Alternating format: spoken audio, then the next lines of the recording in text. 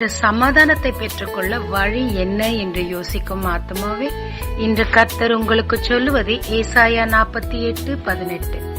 உன் சமாதானம் நதியை போலும் இருக்கும். தேவ திட்டத்தை நிறைவேற்ற சாலமோன் தேவனுக்கு பிரியமான பலிகளை செலுத்தி அதற்கு தேவையான ஞானத்தையும் கேட்டார். தேவனுக்கு அது மிகவும் பிரியமானதாயிருந்தபடியினால் கேட்டதையும் கேளாததையும் கொடுத்து யுத்தமில்லாமல் ஒரு சமாதான வாழ்க்கையையும் கட்டளையிட்டார்.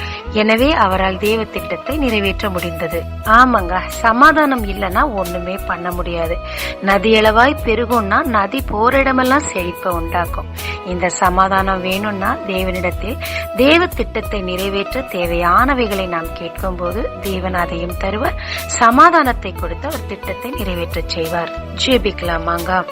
தேவரீர், இந்த சமாதானத்தை நான் பெற்றுக்கொள்ளத்தக்கதாக உம் திட்டம் அறிந்து அதற்கு தேவையானதை கேட்கும் ஞானத்தை எனக்கு தாரும். இயேசு மூலம் பிதாவே, ஆமென்.